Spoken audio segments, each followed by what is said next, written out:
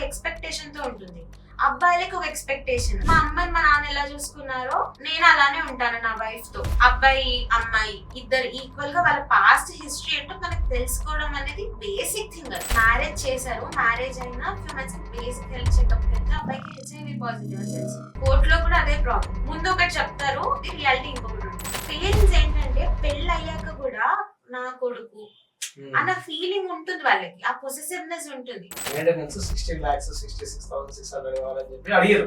Actually maintenance అనగానే ఇదంతా లాగేసుకుందాం తీసేసుకుందాం అన్న మైండ్ సెట్ లో ఉంటారు. అలా ఏం ఉండదు. బిలో 7 years వాళ్ళు చేసిన అసలు క్రైమే కాదు. రేజ్ లో ఆవేశంలో చేస్తారు. ఆవేశం ఎక్కువ, ఆలోచన తక్కువ ఉంటుంది ఆ పిల్లలకి. రిప్రొడక్టివ్ సిస్టమ్ గురించి చెప్పరు. స్కూల్స్ లో కూడా అంతేందుకు మా స్కూల్లోనే టాపిక్ రాగానే క్లాస్ లో వెళ్ళిపోయారు. అమ్మాయిలు బయటికి వెళ్తే అమ్మాయి డ్రెస్సింగ్ ఊరికేసుకున్న వాళ్ళని రేపులు చేస్తున్నారు, చిన్న పిల్లల్ని రేపు చేస్తున్నారు. అంటే కామన్ మ్యాన్ కూడా కొన్ని రైట్స్ అనేవి ఉంటాయి. సైలెంట్ గా ఉండొచ్చు, మాట్లాడాల్సిన పని లేదు, పోలీసులు మిమ్మల్ని కొట్టడానికి లేదు. తరతరాల ముందు స్త్రీధనం ఎందుకు ఇచ్చేవాళ్ళు అంటే తర్వాత వచ్చి మా ఆస్తిలో అడగకూడదు, ఇంకా నీకు సరిపడా నీకు ఇచ్చి నువ్వు సేఫ్ గా హ్యాపీగా సౌండ్ గా ఉండటానికి నీకు ఇంత ఇచ్చి పంపిస్తున్నాము. సో అబ్బాయిలు సఫర్ అవుతున్నారు పాపం. వాళ్ళు ఏం చేయకపోయినా కోర్టుల చుట్టూ అడ్వకేట్ల చుట్టూ కొందరైతే ఏడ్చేస్తారు మాట్లాడుతూ.